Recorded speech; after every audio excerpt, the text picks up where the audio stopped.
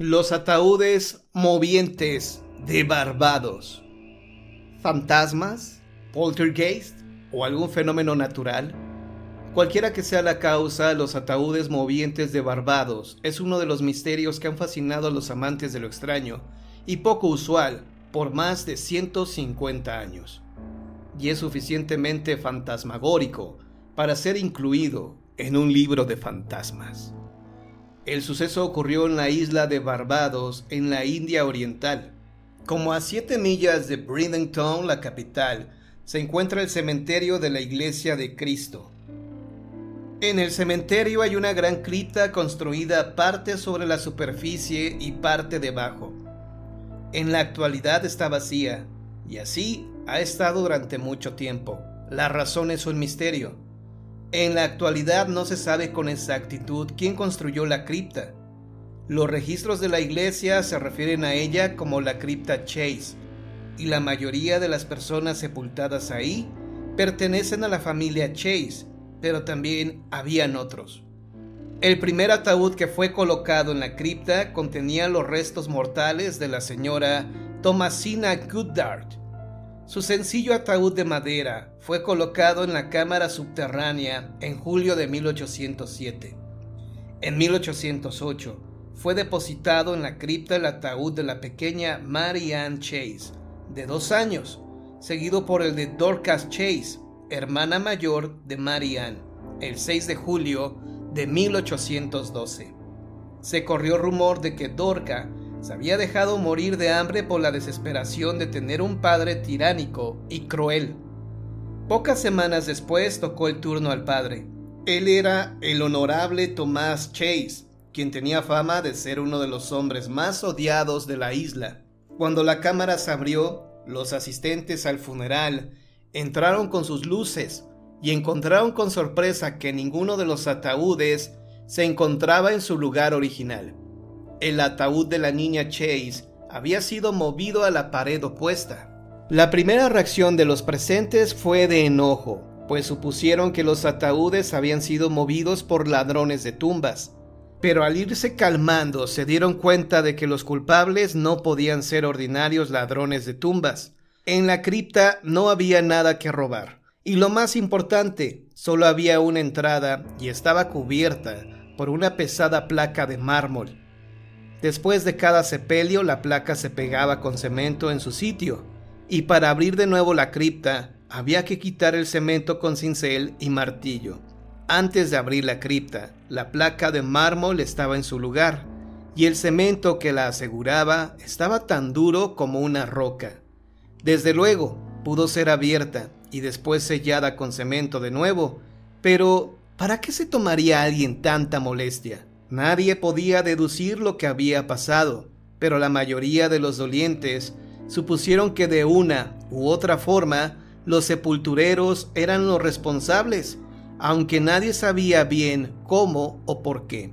Los ataúdes fueron colocados de nuevo en su sitio y el pesado ataúd de plomo del honorable señor Chase fue colocado con gran dificultad en su sitio correspondiente.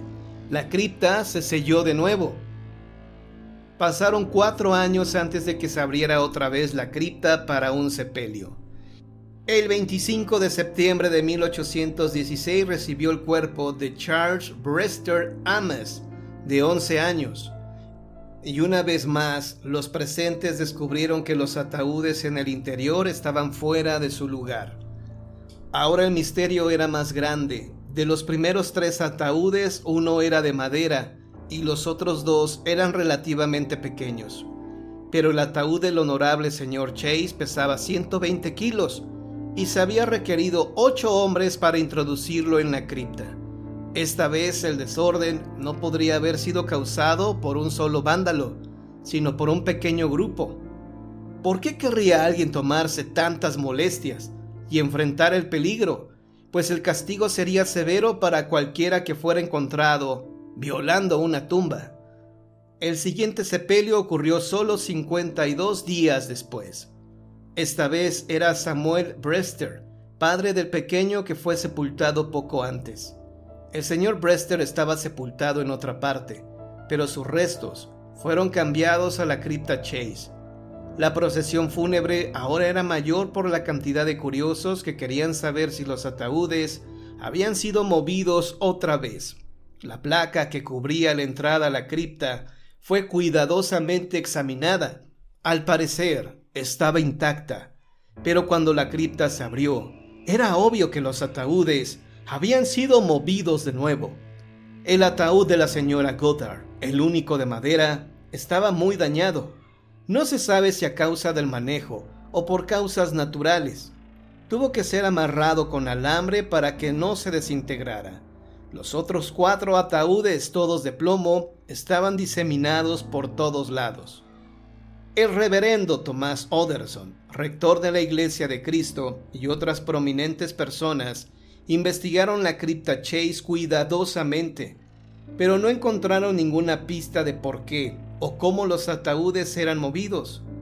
Todo lo que pudieron hacer fue ordenar que los ataúdes fueran colocados de nuevo en su lugar original y sellar la cripta una vez más. Ya para entonces los ataúdes movientes eran tema de especulación para todas las personas de la isla, y esperaban con ansia para ver qué pasaba la próxima vez que se abriera la cripta. Tuvieron que esperar 3 años hasta el 17 de julio de 1819. Fue difícil cincelar el cemento alrededor de la placa de mármol, pero cuando la cripta se abrió, los presentes encontraron que los ataúdes estaban en desorden. Como detalle curioso, solo el frágil y ligero ataúd de madera de Thomasina Goddard se encontraba donde había sido colocado antes. Lord Combermere, el gobernador de la isla, ordenó una investigación por su cuenta. Cada centímetro de la cripta fue revisado. Los ataúdes sellados fueron examinados minuciosamente, pero no se encontró ninguna pista. Una vez más, los ataúdes fueron ordenados colocando los más grandes sobre el piso y los 2 pequeños de los niños encima. El ataúd de madera permaneció recostado contra una pared. El gobernador hizo esparcir arena en el piso de la cripta. En la arena se marcarían las pisadas de cualquiera que entrara a la cripta. Después, el lugar se cerró y los sellos personales del gobernador y otros 2 hombres fueron impresos en el cemento fresco que sellaba la placa de mármol. Cualquiera que quisiera mover los ataúdes esta vez tendría que violar los sellos. Hecho esto, todos se retiraron a esperar el próximo funeral. Pero el gobernador no pudo esperar. El 18 de abril de 1820, él y un grupo de amigos curiosos fueron a la Iglesia de Cristo y examinaron la cripta. Los sellos no habían sido alterados, pero cuando entraron, encontraron los ataúdes en un desorden peor que nunca. Algunos incluso estaban volteados. Sin embargo, el ataúd de madera no había sido movido. En la arena del suelo no encontraron pisadas. A estas alturas, el preocupado y exasperado gobernador ordenó que los ataúdes fueran sacados de la cripta Chase y sepultados en otro lugar. La cripta Chase ha permanecido abierta y sin usar hasta la actualidad.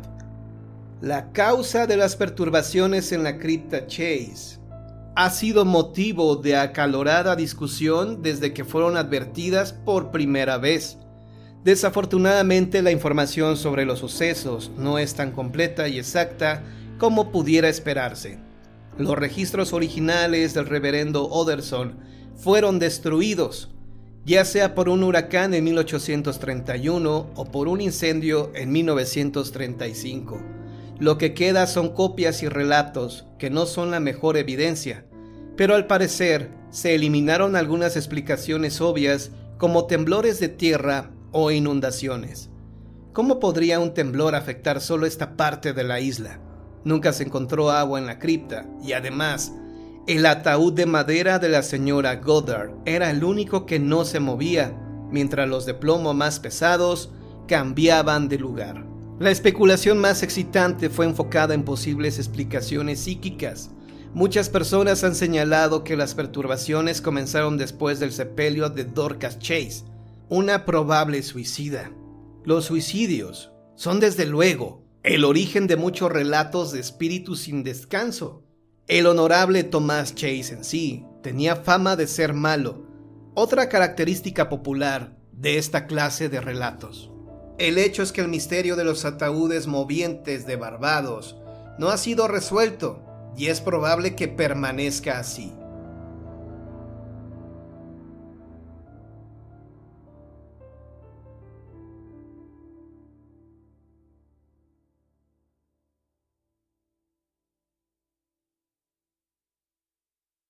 Luces fantasmales. En todo el territorio de Estados Unidos hay varios puntos donde aparecen con regularidad luces misteriosas. Por lo general, la tradición local les da a estas luces un origen fantasmagórico.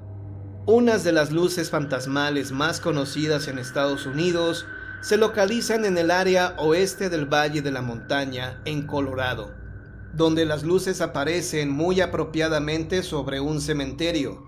El cementerio se encuentra en las afueras del pueblo de Silver Cliff, alguna vez un próspero pueblo minero, pero ahora, también apropiadamente, convertido en pueblo fantasma con una población de solo 100 habitantes. El extraño fenómeno de las luces fue observado por primera vez alrededor de 1880, cuando Silver Cliff estaba en su apogeo, con una población de 5,000 habitantes. Un grupo de mineros borrachos, de regreso de sus excavaciones, informó ver luces extrañas flotando sobre cada una de las tumbas del cementerio de la localidad. Los mineros borrachos no son los mejores testigos, pero otros observadores más confiables y completamente sobrios comenzaron a ver las luces también. Al paso de los años se siguieron viendo, y en 1967 apareció un relato sobre ellas en el periódico New York Times. Las luces se convirtieron en una atracción turística.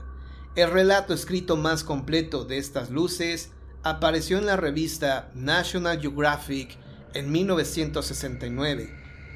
Edward Needham del National Geographic se dirigió al cementerio local acompañado de Bill Klein, residente de la localidad. Llegaron al anochecer, y cuando Linehan apagó las luces de su coche y salió, Klein señaló y gritó: ¡Ahí! ¿Las ves? ¡Y ahí también! Ahí estaban, pálidos puntos de luz blanco-azulosa, brillando sobre las tumbas. Al acercarse Linehan para ver mejor una de las luces, esta desapareció. Después, poco a poco, volvió a aparecer. Linehan enfocó su lámpara hacia la luz flotante, pero el rayo reveló solo un sepulcro. Estuvo persiguiendo las luces durante alrededor de 15 minutos sin poder descifrar cuál era la fuente. Una teoría popular era que las luces eran solo un reflejo de las luces de Silver Cliff y West Cliff, otro pequeño pueblo cercano.